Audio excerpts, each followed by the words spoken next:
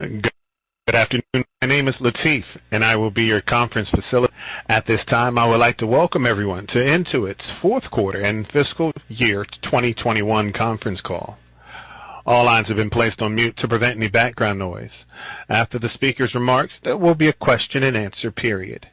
If you would like to ask a question during this time, simply press star, then the number 1 on your telephone keypad. If you would like to withdraw your question, press the pound key. With that, I'll now turn the call over to Kim Watkins, Intuit's Vice President of Investor Relations. Ms. Watkins? Thanks, Latif.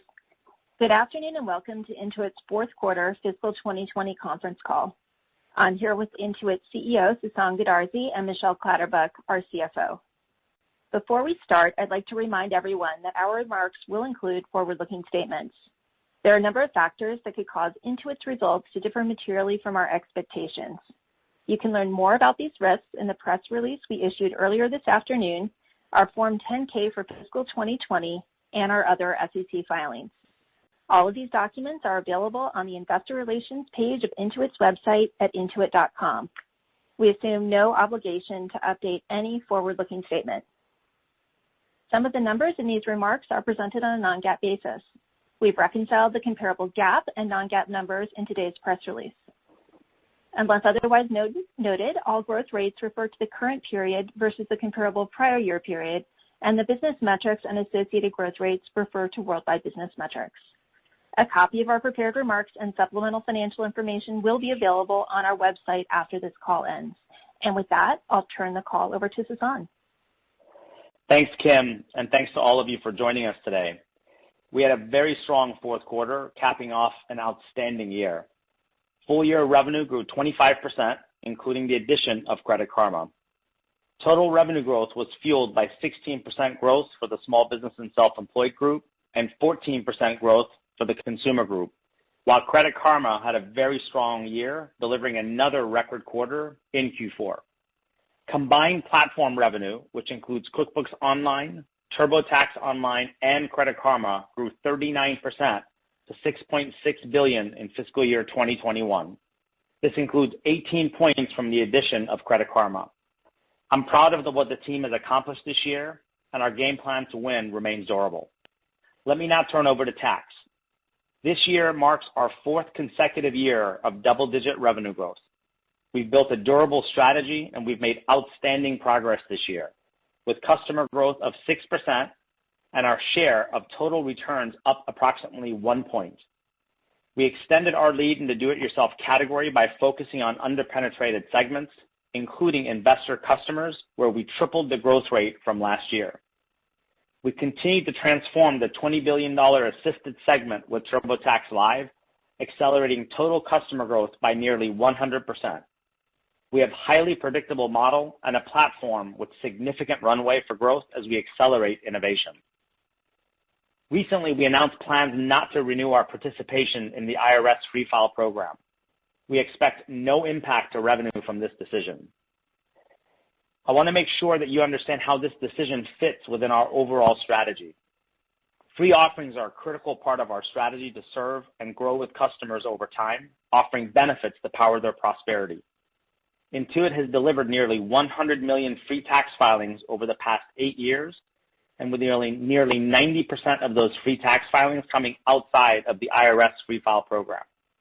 Looking ahead, with no IRS Free File program constraints, customers can enjoy all of the innovation we have to offer on our TurboTax, Credit Karma, and Mint platform. Our AI-driven expert platform strategy and 5 big bets are driving strong momentum and accelerating innovation across the company. These big bets are focused on the largest problems our customers face and represent durable growth opportunities for Intuit. As a reminder, these big bets are revolutionize speed to benefit, connect people to experts, unlock smart money decisions, be the center of small business growth, and disrupt the small business mid-market. Today, I'll highlight the notable progress we've made this quarter on 3 of these big bets, and we'll provide a detailed update on all 5 big bets at Investor Day next month. Our second big bet is to connect people to experts. We're solving one of the largest problems our customers face, lack of confidence, by connecting people to experts virtually with TurboTax Live and QuickBooks Live. With TurboTax Live, we're transforming the $20 billion assisted category by providing 86 million filers who have previously relied on in-person assistance the opportunity to access tax experts to help them do their taxes or complete their return digitally. This expertise provides confidence for consumers and creates a halo effect for our entire TurboTax experience. The TurboTax Live funnel was strong this season. Customer awareness grew over 20%, and TurboTax Live customers new to Intuit grew more than 100%. Our full-service do-it-for-me offering attracted new customers from the assisted segment at a rate nearly 25% higher than our TurboTax Live do-it-with-me offering. Our third big bet is to unlock smart money decisions. With Credit Karma's data platform and powerful network effects, we're making progress towards our goal of creating a personal financial assistant that helps consumers find the right financial products, put more money in their pockets, and access financial expertise and advice. To deliver on this goal, our strategic focus is to grow the core, including credit cards and personal loans, expand growth verticals, including home loans, auto loans, and insurance, and develop emerging verticals focused on digital money offerings, such as savings and checking accounts. Credit Karma also provides an additional monetization engine, increasing our combined wallet share with both free and paying customers.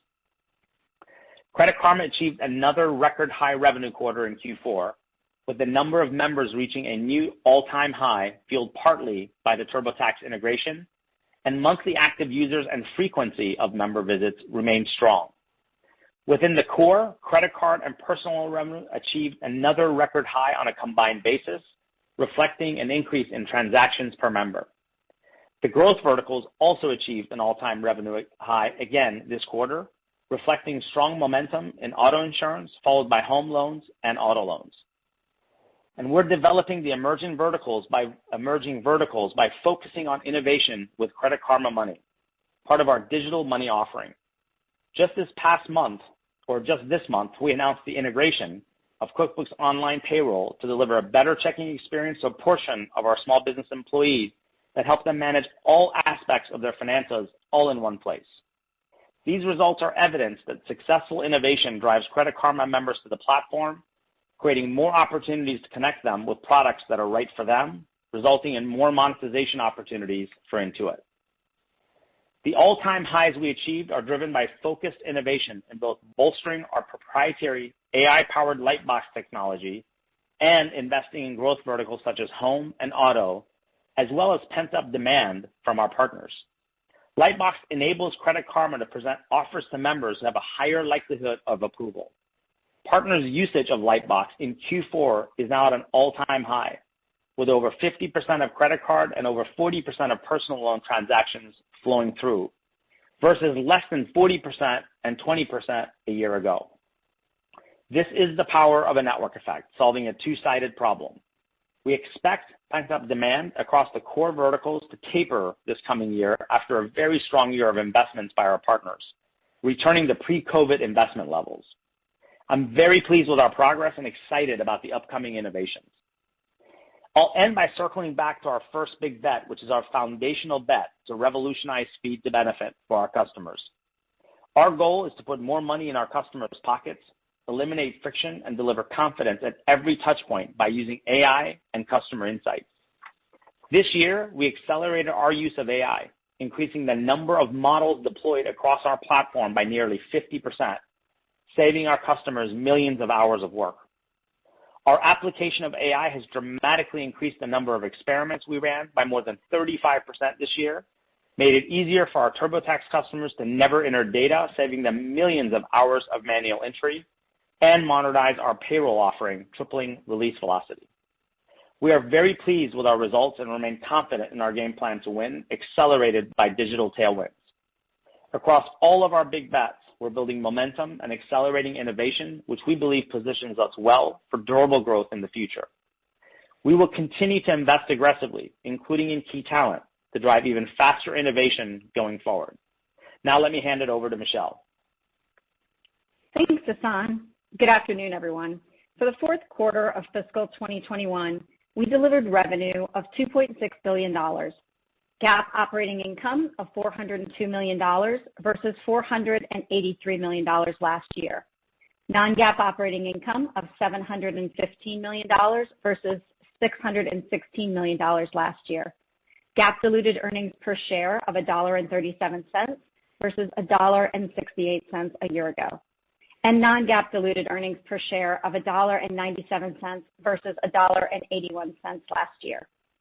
Turning to the business segments, in the small business and self-employed group, revenue grew 19% during the quarter and 16% in fiscal 2021. Online ecosystem revenue grew 30% in the fourth quarter and 26% for the year. With the aim of being the source of truth for small businesses, our strategic focus within small business and self-employed is threefold: grow the core, connect the ecosystem, and expand globally. First, we continue to focus on growing the core. QuickBooks Online accounting revenue grew 28% in fiscal Q4, driven mainly by customer growth, mix shift, and higher effective prices. Second, we continue to focus on connecting the ecosystem. Online services revenue, which includes payments, payroll, time tracking, and capital, grew 35% in fiscal Q4. Within payments, revenue growth reflects ongoing customer growth, along with an increase in charge volume per customer. Within payroll, we continued to see revenue tailwinds during the quarter from growth in payroll customers and a mix shift to our full service offering. During the quarter, we continued migrating customers to our new full service lineup, which added approximately 5 points to online services growth. We're also seeing the number of employees per customer back to pre-pandemic levels. Third, our progress expanding globally added to the growth of online ecosystem revenue during fiscal Q4. Total international online revenue grew 47% on a constant currency basis. We believe the best measure of the health and success of our strategy is online ecosystem revenue growth, which we expect to grow better than 30% over time. This is driven by 10 to 20% expected growth in both customers and ARPC. Desktop ecosystem revenue grew 5% in the fourth quarter and 4% for the full year. QuickBooks Desktop Enterprise revenue grew mid-single digits in fiscal 2021. Consumer group revenue grew 14% in fiscal 2021, above the high end of our longer-term expectation of 8 to 12%.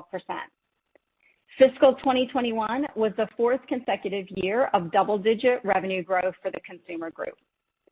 TurboTax units grew 6% this season.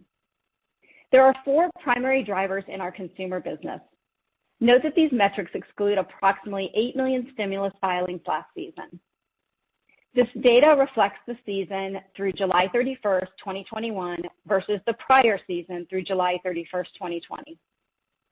The first is the total number of returns filed with the IRS, which we estimate will be up approximately 3% this season, higher than our prior estimate of up approximately 1%.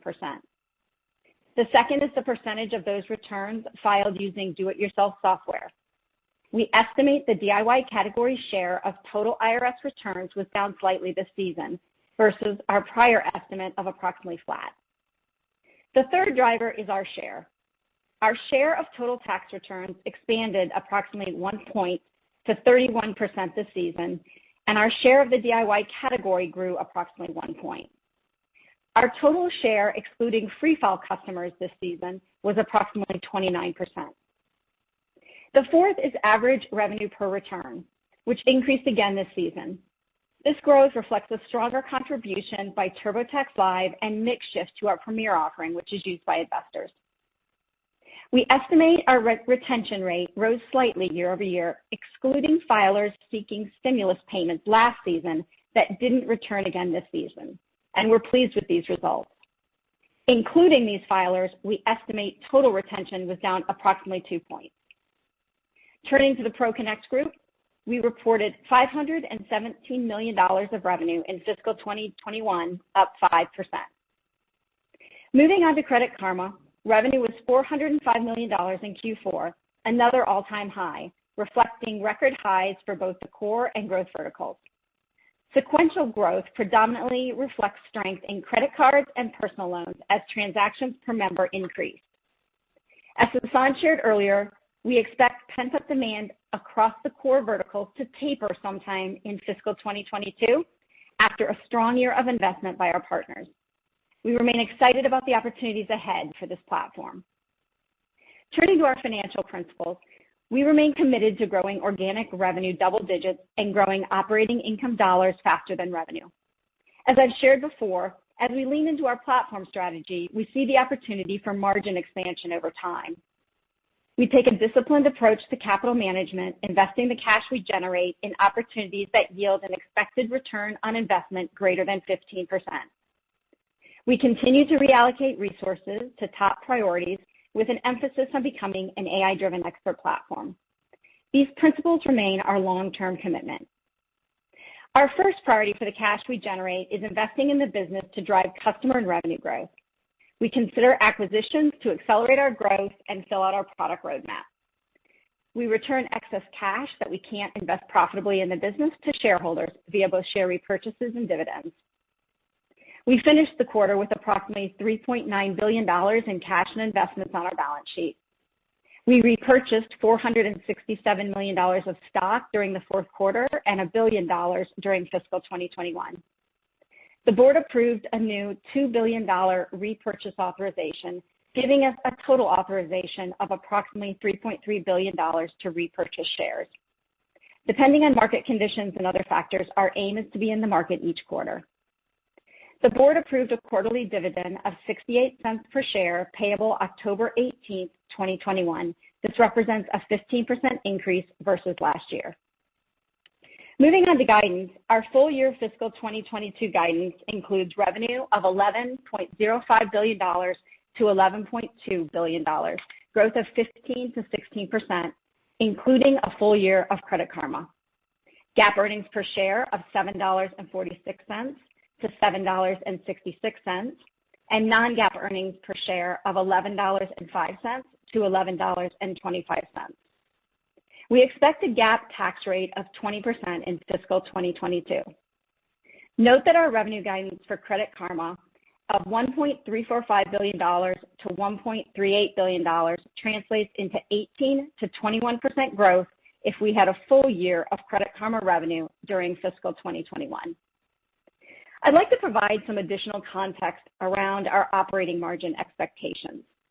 As I've shared before, we continue to see opportunities to leverage the platform and drive margin expansion over time. However, our guidance implies GAAP operating margin declines just over 2 points in fiscal 2022 versus fiscal 2021. This reflects the impact of the Credit Karma acquisition, along with investments we're making in stock compensation to attract and retain talent. We are confident these are the right decisions to drive long-term growth.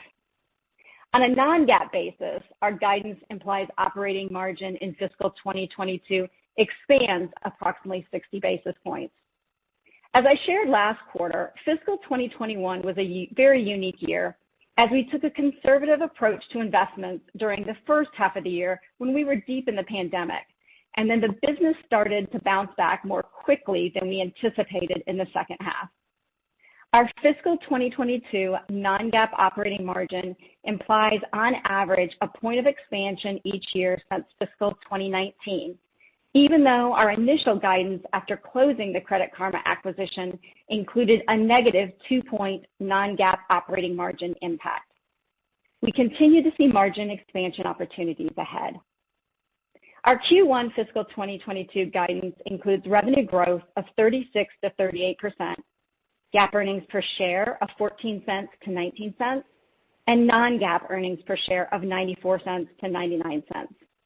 You can find our full Q1 and fiscal 2022 guidance details in our press release and on our fact sheet. And with that, I'll turn it back over to Sasan. Super. Thank you, Michelle. I'm proud of the team and all we've accomplished together, and I'm optimistic about the future. We have a large addressable market with digital tailwinds that include a shift to virtual solutions, acceleration to online and omni-channel capabilities, and digital money offerings.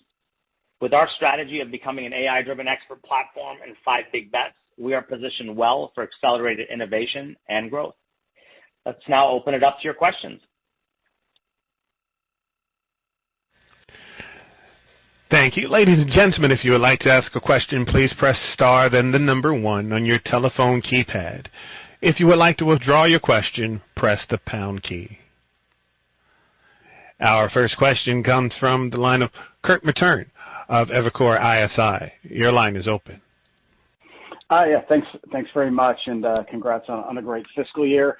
Sasan, in the press release, you guys called out sort of online payments and payroll as two really important growth factors for small business. I was wondering if you could just unpack those a little bit more. What are you seeing there, and how sustainable do you think those trends are around those two parts of the offering? Thanks. Yeah, thank you, Kurt, and good to hear from you. I'll just take us back to several years ago when we talked about, the importance of having a platform that really allows our customers to not only grow their business, but to be able to manage their money and ensure that they're compliant. And, we've been heavily investing in payments, making it very easy for our customers to discover, making sure that, we provide them with choice, accelerating our, innovation in areas like instant deposit, getting paid up front, those sorts of things. And, along with, our investments in payroll, similar areas where we've really focused on making the experience, far better, innovating in things like same-day payroll or next-day payroll, the shift to full service where we have experts to help, run your payroll and help you with your taxes. Those are just, of course, two very big and important illustrative examples where those, innovations are really continuing to accelerate and beginning to pay off, especially in a time where we have digital tailwinds, where you have customers that are looking to move online, do more of their stuff online if they're already online. And that is starting to, pan out when you look at our overall services revenue, whether it's payroll, payments, time tracking, all of those areas are contributing. And I think to your question, yes, this is sustainable. We are continuing to become the platform that customers look to be able to run their business. Our innovations are starting to pay off, and we're not standing still. Our innovations are, in fact, accelerating, and we would continue to expect that we'll be there for our customers and grow with them. And I think last thing I would say, especially with our move into the mid-market where we're starting to serve larger customers, those are larger transactions. And as we continue to penetrate non-consumption in the mid-market, we would continue to see that pay off. That's great. Maybe just one follow-up from Michelle on just the Credit Karma guide.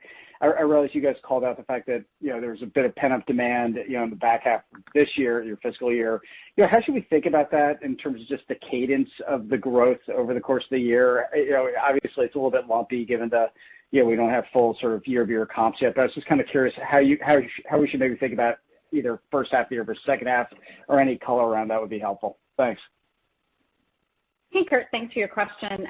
Yes, we're pretty excited about Credit Karma, and as we continue to look forward, Q4 was just, their all-time high for revenue, and so we felt really good about that as we see strength in both credit cards and personal loans and transactions per member increasing. Yes, you're right. As you heard, Sasan said, we did see, some of the pent-up demand. We expect that will taper in fiscal 2022. We had a pretty strong year of investment by our partners. So we do expect that to return to more pre-COVID investment levels. As to how you might think about that across the year, there's not a whole lot of seasonality within CK. But we, obviously we haven't guided the individual quarters yet except for Q1. But we are pretty excited about what we see, and we think there's still a lot of opportunity for Credit Karma next year. Super. Thanks very much. Thank you. Thank you. Our next question comes from Ken Wong of Guggenheim Securities. Please go ahead. Great. Thank you for taking my question. I echo the sentiments on the strong year. First, maybe just touching on payroll. I think, Michelle, you mentioned 5 points of growth contribution on the online services side. Should we think of this as a tough comp, or would you say that we're still very early in driving adoption of full service and we could potentially see this be additive longer term?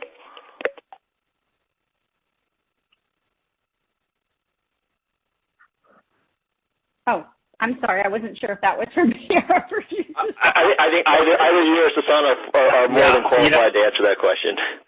You know what? I'd be happy to chime in, and Michelle, please don't hesitate to jump in as well.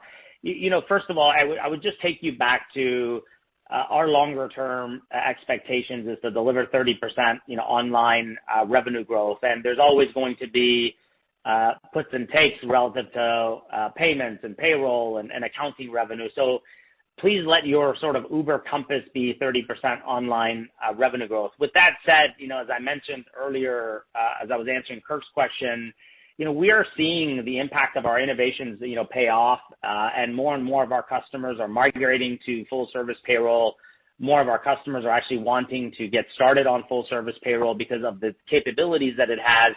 And it comes with expertise to help them solve the very problem that, frankly, is the biggest problem that is unsaid, and that is about confidence. So we have runway ahead of us, Ken, when it comes to payroll, and I would just say your compass should be 30% online revenue growth. Okay, got it. Fantastic. And then just a quick follow-up on the tax side. At a high level, any attempts to possibly share what some of the components of that 10 to 11% consumer growth is going to be coming from next year? Yeah, Ken, and we'll of course unpack this to a more detailed level at our upcoming Investor Day. I would just tell you that I am delighted with our continued strategic progress, and that will really feed into our future growth, which I think is the element of your question. When you think about our performance, I know I'm repeating some of the stats, but I think they're worth repeating. One, we increased our total share of IRS returns by 1 point. The two areas that really matter most that we're focused on, underpenetrated segments and transforming the assisted segments, we saw really superb results. Our overall investor volume tripled year over year. TurboTax Live awareness increased 20%. Our total customers grew 100%. Our new customers to the franchise to TurboTax Live grew over 100%. And with our full service offering, it actually attracted new customers from the prior year assisted segment at a 25% higher rate than TurboTax Live Do It With Me. And our retention rate, stayed flat to a little bit up overall. So when you look at all the key sort of metrics, knock on wood, it's very, very healthy. And, we expect that to inform next year's growth. And we do assume, by the way, that IRS returns is going to be about flattish next year. So that's probably one important assumption that's worthwhile sharing. But this is just a continuation, as you've probably heard me say multiple times. We're on a 10-year plus run in these opportunity areas that we're focused on, and next year is just going to be another sort of important pivotal year in our quest to transform assisted and penetrated the underpenetrated segment. Great. Fantastic work, guys. All right. Thank you, Ken.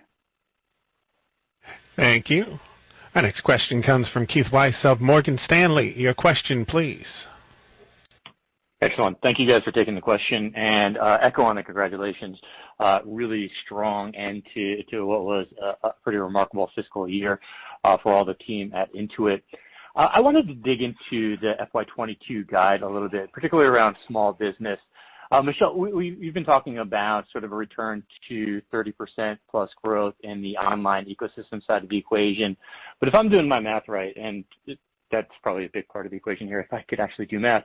But if I'm doing my math right and we're growing online 30% plus, that would imply with your guide that desktop is actually now shrinking and down 10% in FY22 or 10% plus. Is something changing in desktop, or am I just doing my math wrong? Or sort of how should we think about that balance between sort of what had been a very durable sort of revenue stream in desktop and a ramping online business? Hey, Keith. Thanks for your question. Well, first of all, I'd say, we've been really excited about how small business has performed this year. And, obviously you can see with next year, with our guide of 12 to 14%, we feel that, it will be strong next year also. So we feel that, you really need to continue to look at online ecosystem revenue growth, and we do expect that to be, 30% or better over time. We haven't guided to it. We don't do it quarterly, but we do expect it to be there over the longer term. being driven by, the 10 to 20% growth in both customers and ARPC. Now, when I go to the other side, which you were asking about around desktop, desktop we have over time. The last few years we've seen some growth in it, and obviously, this past year in 2021 we saw 4% growth. But we do anticipate that will just continue to decline over time. We've got more and more customers as they come in, they choose the online versions, and so you've got 8, 9 out of 10 customers that come in and choose QBO. So that's where I would help you with your math on that.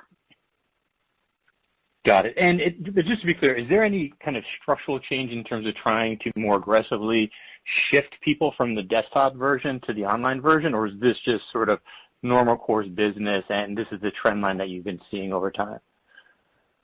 We have, we've chosen not to force people to move on to online.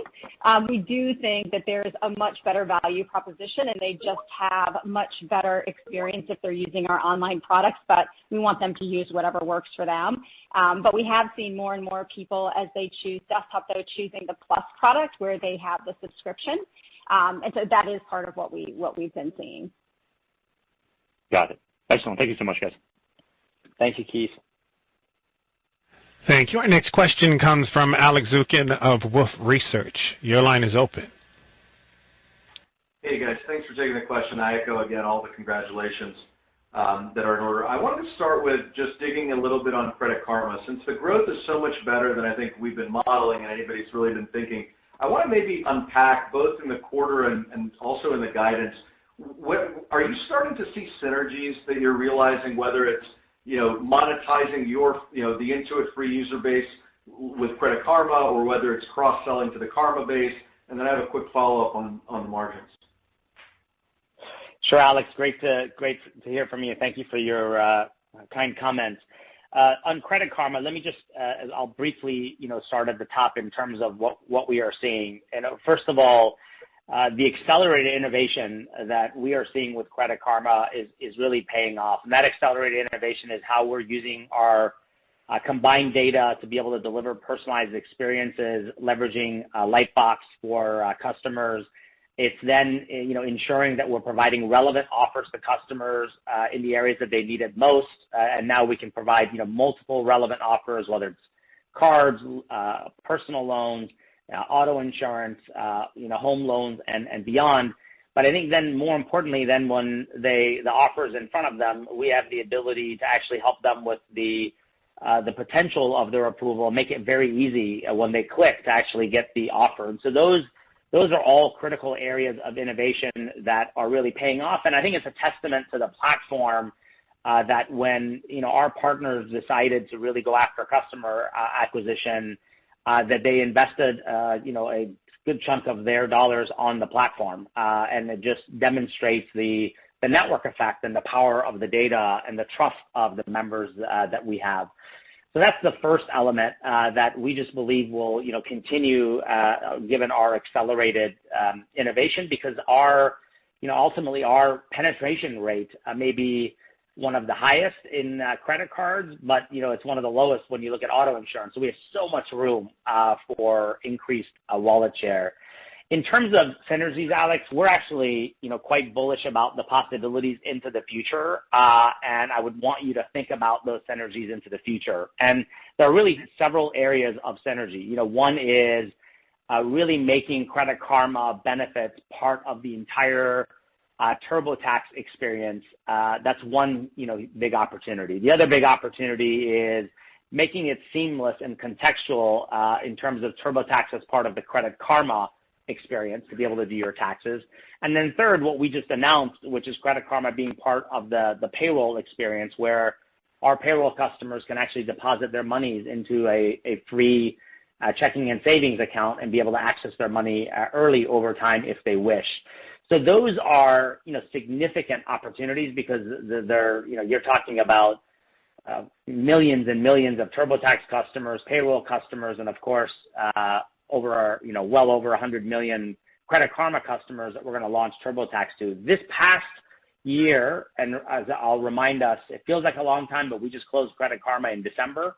these past 8 months, we have been experimenting with incredible purpose, incredible speed, and incredible intention. And it's informed, what we are rolling out and what we're doing in the year to come. I would just say in terms of those things turning into sort of material customer and revenue growth, we're not counting on that in the near term. We're counting on that more in the midterm because we want to really continue to nail the experience and creating an ecosystem benefit across all of our members. So that's the way I would want you to think about not only what you're seeing in Credit Karma, but the growth rates that are ahead of us. That's super clear, and I appreciate the level of detail in that answer, Sasan. Michelle, maybe for you, I know myself, I was dealing with a lot of questions around margin leverage potential on the guide and versus the level of investment that you guys clearly see as an opportunity in the business. But I think you delivered. I think it was your best incremental operating margin leverage guide in the last few years at least. So I want to unpack both what you're trying to tell us with the ability to deliver both growth and margin leverage at this scale, and unpack it if you can from a gross margin versus OpEx savings perspective, right? I remember a few years ago there was fear with lives, particularly coming into the model, that it would be gross margin dilutive, and yet the gross margins have actually improved this year. So I want to understand a little bit about when you think about that incremental margin leverage, where is it coming from, and how should we think about the durability of that opportunity? Great question, Alex. Thank you. First of all, thank you for acknowledging the margin delivery we had this year. You mentioned gross margin, and we have continued to say that we expect gross margin to remain fairly flat over time. You're right, we did have a lot of questions as we got into the TurboTax Live business as to whether that was going to deteriorate margins, but it has remained, flattish over time. And that was the last expectation that I gave last year at Investor Day. Our big focus is obviously then on op margin, and we see the opportunities there and continue to see opportunities to drive margin leverage really as we become more and more of a platform company. FY21 was a little unique in that with, the pandemic in full swing at the beginning, we weren't exactly sure how things were going to play out. And we were a little bit more conservative with investments, and then the business ended up bouncing back much more quickly than we thought. So as I mentioned earlier, when you look over all the way back from 2019, we've got about, on average, a point of margin expansion. And so we feel, really good about that, and especially with our guide looking forward of 60 basis points. So when I think about where we'll see the expansion, though, it is really all across the business is helping us drive it. We're getting leverage, whether it's in technology and looking at how we can, get rid of duplicate technology and use services more, whether it's in customer success and really leaning into a platform there to deliver for all our customers, or opportunities we have in our go-to-market and enabling additional technology there. So we do think that we continue to have opportunities to drive that leverage. Perfect. Thank you, guys. Great job. Thank you, Alex. Thank you. Next question comes from Brent Thill of Jefferies. Your line is open. Sasan, if you could expand on the small business side and what you're seeing on the international approach and the traction beyond the U.S. and how critical that is to this next year for you. And maybe just a quick follow-up for Michelle on QuickBooks Live, if you can give us an update in terms of traction in any trend lines you're seeing there. Thank you. Great. Hey, Brent, just a follow-up question. The last question that you asked about trend lines, were those just general trend lines that we're seeing in small business? I want to make sure we captured your question correctly. More specifically to QuickBooks Online QuickBooks Live. My apologies, QuickBooks Live. Got it. Okay, great. So let me start with your question, around international. First of all, as I mentioned in the last earnings call, and I think the same trend continues. One thing that's unchanged is, small businesses across the globe are still recovering. Some have recovered back to pre-COVID levels. Some have actually accelerated their business because they changed the model. But at least what we see in our sort of data, 20% of small businesses are still struggling. And struggling is defined by they have, their net deposits are down over 25%.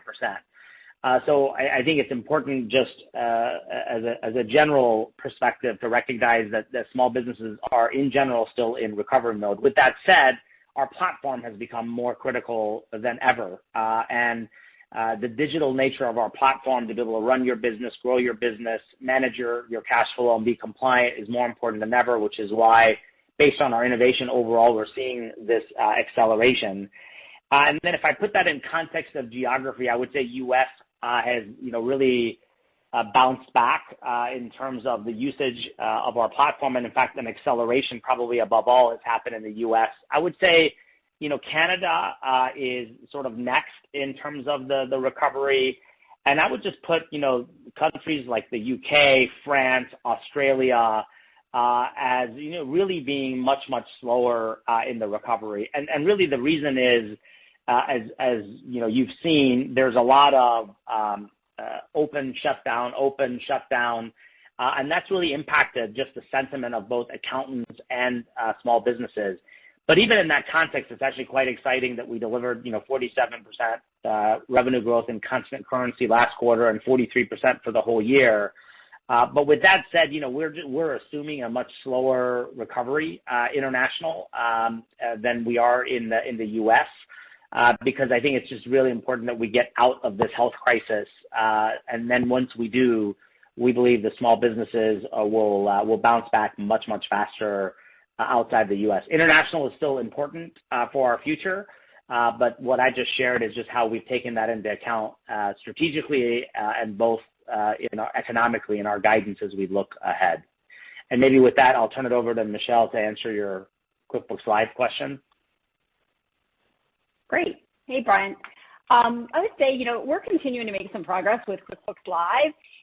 It actually goes back to what I mentioned earlier on the opportunities for platform leverage because it's actually built on the same platform as TurboTax Live, and that's what enabled us to bring it to market so much more quickly. Right now, we're still focused on achieving product market fit. Seeing some early signs here as a way to bring in customers who are new to Intuit, so help us with customer acquisition. And we do think that there's a great opportunity for us to use the Live product to help penetrate non-consumption, which, as you know, is a huge opportunity. The pandemic over this last year has really been an opportunity as we've seen the acceleration to a virtual world. And so obviously customers are, much more anxious to or much more open to using these types of experiences. And so our platform really enables that. It does solve one of the biggest problems we have with small business customers, which is confidence. You also see that on the TurboTax side too. Expert interest has continued to remain really strong, and so that's been a good thing for us to see. A few customer pain points we're currently working on is on solving streamlining and automating document collection, and then enabling messaging within the offering so customers can more easily communicate with their bookkeeper. And then last thing I'd say is, last year we launched the setup SKU so that we could really help small businesses come in, get set up on QuickBooks, and have that confidence right from the get-go. And we've seen some good success with that. Thank you. Thank you, Brent. Next question comes from Kash Rangan of Goldman Sachs. Your line is open. Hi, thank you very much. Congratulations on an exciting finish to the fiscal year. Sasan, I wanted to get your thoughts on the small business ecosystem. As you look at the business a few years out, and it looks like clearly the company's having increasing success with payroll and payments. But I'm curious, the adage used to be that small businesses perpetually underspend on IT, but that could be changing with digital transformation. So as you move slightly upmarket in small business and land bigger deals with QuickBooks Advanced, what are the things that you're learning about that part of the market that suits Intuit particularly well, given that You've got a wide range of assets, AI, Credit Karma, et cetera. So how do you bring those assets to bear in a way that you can get a big chunk of the IT spending that could potentially be unleashed in the higher end as you move up market in the small business ecosystem? Thank you so much. Yeah, great question, Kash, and great to hear from you. I'll take you back to the bet that we have declared, which is we truly want to be the center of small business growth. And for us, it's really about helping customers grow their business. It's helping our customers manage all of their money flow, and it's also ensuring that they can take good care of their employees and be compliant. And I think particularly there are two areas to answer your question, as we move up market, but it's also relevant. One of them is very relevant to just the smaller businesses that we're continuing to focus on, and that is one, how do we help you grow your business? That's both relevant to the businesses that we serve today, but also very relevant to the mid-market customers. And so to be able to manage your marketing, your sales, your services is one element. I think the other element, which is particularly important for mid-market customers, is just all their G&A. And we believe that the live platform that we've created, the engines that we've created, will actually help us go beyond bookkeeping, taxes, and accounting to be able to focus on some of their and how they run their business, and particularly around G&A. So those are the two areas. Wonderful. Thank you so much. Congrats. All right. Thank you. Our next question comes from Siti Panigrahi of Mizuho. Your line is open. Thanks for taking my question, and I also echo my congratulations for a great end to this challenging year. Sasan, I want to ask you about, follow up on to your TurboTax, mainly TurboTax Live full service. This is the first year you guys learned, so I'm wondering, what have you learned this year? And hopefully next season, maybe we'll go back to normalcy. So what's your expectation baked into in your guidance in terms of adoption of full service? Yes. Hi, Siti, and thank you for your kind words. I would just start with really this has been a very intentional multi-year effort to have one platform across TurboTax where you can do your taxes yourself, you can get assistance to do your taxes, or we'll do your taxes for you, and a platform where you can choose to go back and forth within the year or in a multi-year period. We want to be the platform for your taxes, and of course, obviously beyond that with the capabilities that we have with Credit Karma. Second element I would say is what we learned this year going to full launch is that full service offering has a halo effect and builds confidence for customers, which is why we were able to attract new customers from prior assisted method at a 25% higher rate into full service, because they know that they can digitally provide us all of their data, and we have excellent experts to be able to take very good care of them. So that's the biggest learning that we had. It was a hypothesis that we had from prior experimentation, and we're going to continue to scale that as we look ahead. It's just a very critical part of our platform. And as I've said before, we believe that we're in the very, very early innings of a 10-year plus opportunity here, and we just see full service playing a very important role as we look ahead. That's great. Thank you, Sasan. Yeah, thank you. The next question comes from Scott Schneeberger of Oppenheimer. Your line is open. Thanks very much. Congratulations from me, too. Two tax questions. The first one, Sasan, if you could, I guess, use this opportunity to describe a little bit more the decision process to exit Free File Alliance, and then I think you or Michelle mentioned should not have a revenue impact. I'm just curious, any thoughts on margin impact for the go forward? Thank you. Yeah, sure. Thank you, Scott. Good to hear from you.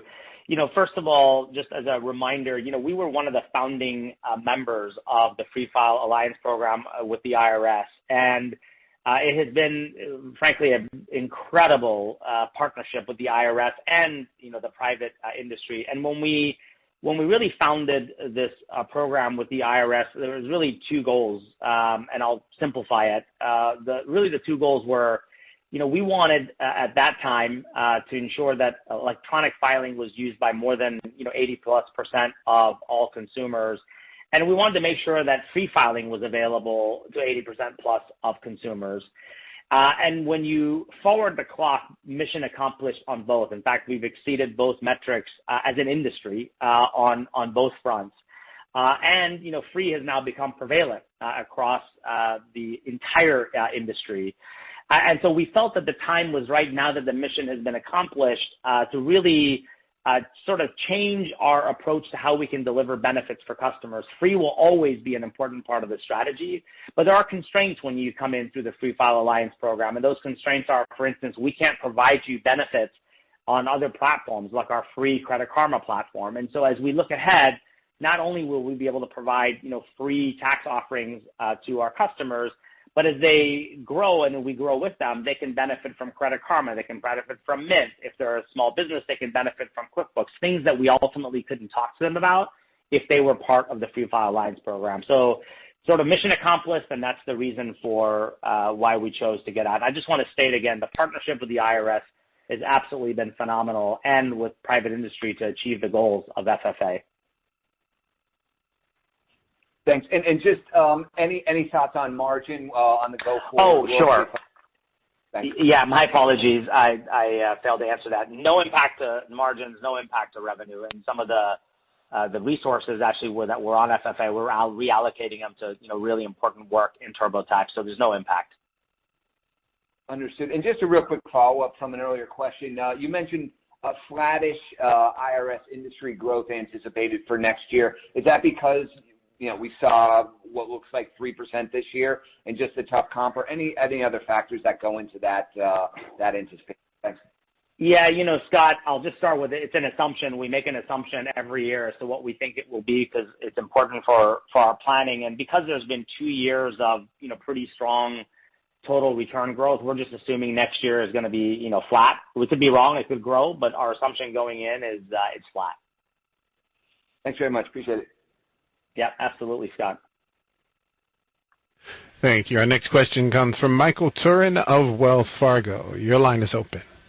Hey there. Thanks. Good afternoon, and congrats on the strong results done the year. Going back to Credit Karma, I just wondering if there's anything you can add around how much visibility you have there in framing targets for the upcoming year relative to other segments of your business. I think the commentary is clear around the Q4 strength, but just wondering how to parse through the 18 to 21% growth you referenced, which is a solid starting point, and a guide that's modestly down relative to the run rate that segment just delivered. Thank you. Yes, sure, Michael, and thank you I know you've been waiting for a while in the queue here. We have very good visibility, and I'll just be specific. We have well over 100 million customers. We see the monthly active users, which has grown quite nicely. We actually, based on the data that we have and how we are leveraging that data with our customers' permission as part of Lightbox and the number of partners that come into Lightbox, we actually can see spend behaviors. We can see our customers' activity. We can see their financial situations and are continue to be better positioned to be able to offer them products that are right for them. So when we see our member growth, when we see our member activity, the number of transactions, which is the number of offerings that we now have, the activity of our partners, which we're very engaged with because our partners see this platform as a great growth opportunity for them, and the fact that we continue to be very intentional that we are an agnostic platform, we have pretty good visibility into the future with Credit Karma, and we feel, of course, good and confident about the guidance that we provided. That's all helpful. Thanks. Looking forward to the Investor Day. Yeah. Thank you, Michael. Thank you. Our next question comes from Brad Reback of Stifel. Your line is open. Great. Thanks very much.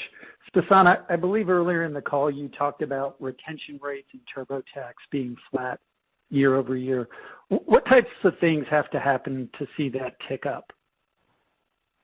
Yeah. Thank you, Brad. Good to hear from you.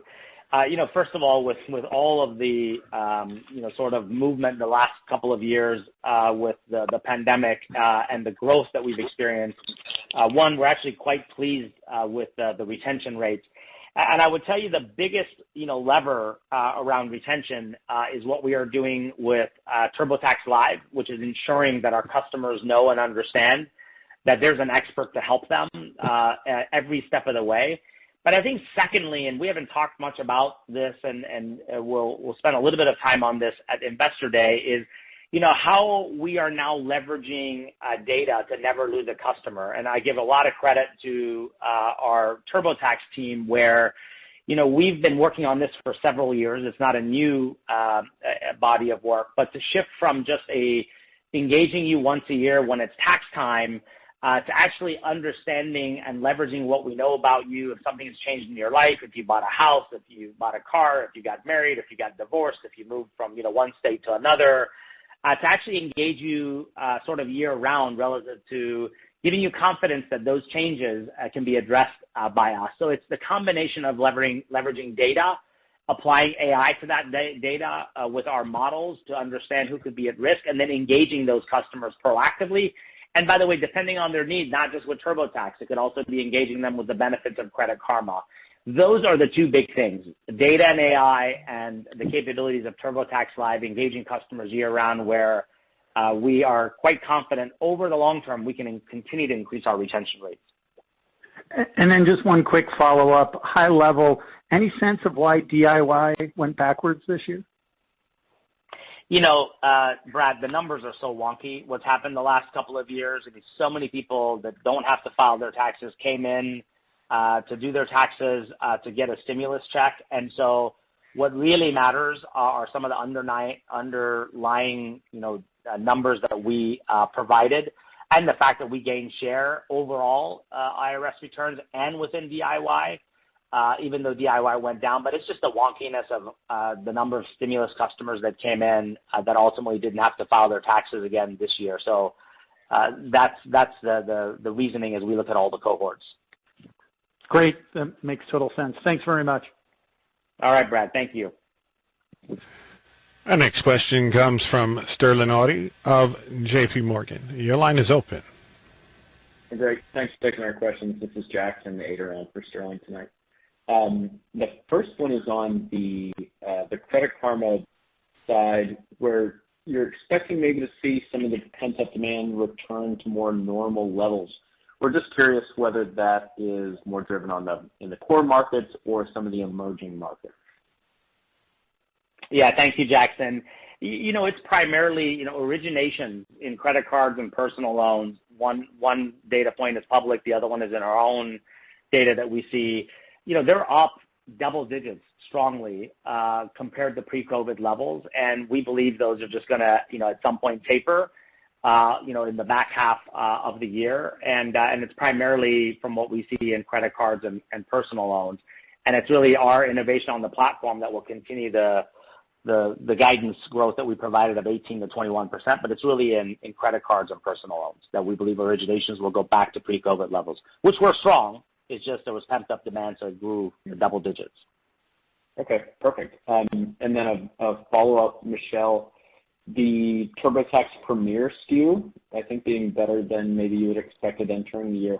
Can you just remind us, what does Premier's retention rate look like relative to maybe the overall TurboTax platform? Hey, Jackson. Thanks for the question there. Yeah, Premier is, we've done a good amount of work on Premier over the last couple of years. It's specifically used by our investors, and so obviously we've continued to see growth. It's one of the underpenetrated segments that we focused on. We have not provided any detailed information on our retention rates below our, the higher level for TurboTax. So that's just not an area that we really delved into just because of the competitive nature. All right. Fair enough. Thank you. Thank you, Jackson. Thank you. Our next question comes from Brad Sills of Bank of America Securities. Your line is open. Oh, great. Thanks, guys. And I'll echo the congratulations on a real nice finish to the year. One of the things that stands out to me is the outlook for small business, very, very strong relative to kind of how you provide outlook heading into the year historically. So my question is there a price increase in there? And just more generally, as you think longer term, historically the company has raised price commensurate with more value that's delivered in the product for QuickBooks. How do you feel about your ability to just monetize more of the market with just more value-added features coming over the long term? What are some of those things that you think might enable you to take price over time? Thank you so much. Yeah, thank you, Brad, for your question and your kind words. Let me make a couple of comments. One, the majority of our growth is coming from customer growth and mix. And when I say mix, it's for instance QuickBooks Advanced, which goes after the mid-market type mix. It's really not driven by price, although we have increased price this year, and it's the first time we've done it over the last couple of years. And I tell you, we run tests, and it's exactly as you said. We look at a price-value equation. We have very clear pricing principles, and with experimentation and data, we choose when to move forward with a price increase. And I would tell you that our innovation just in the last couple of years, literally last year, our innovation across the company, which includes small business, doubled year over year in terms of, and we measure that by code deployments and impact, and it's doubled again this year. And that shows up, in how we leverage data and AI across the platform to deliver insights to customers. It shows up in payments and payroll and time tracking. And then what we've announced, which is moving up market several years ago with QuickBooks Advanced, it's being able to serve product-based businesses with QuickBooks Commerce. It's being able to go after non-consumption with QuickBooks Live, which is a higher sort of price tag for customers. And then our disruptive offering with QuickBooks Cash, which is in essence, you can start with a business bank account and be able to run your business through that. So just the innovation is I would just say staggering, focused on cohorts of customers and going after their needs. And with an open platform, we're able to really focus on what matters more to customers and monetize. So we believe that capability is one that we'll have for years to come. That's great. Thanks so much, Sasan. Sure. Thank you, Brad.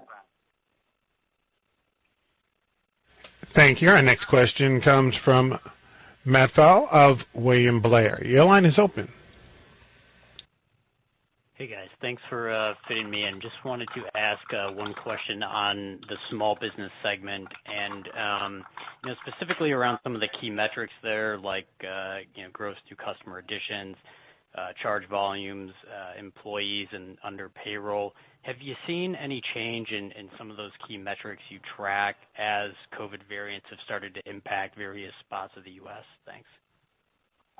Yeah, Matt, thank you for your question. The short answer is no. We're continuing to see strength by industry, by geography, given some of the tailwinds and our innovation that I spoke about earlier. So with the Delta variant being the primary driver of the COVID cases and what we're seeing in different states within the U.S. having different impacts, we've really not seen an impact in our results in charge volume, number of employees, so the strength remains.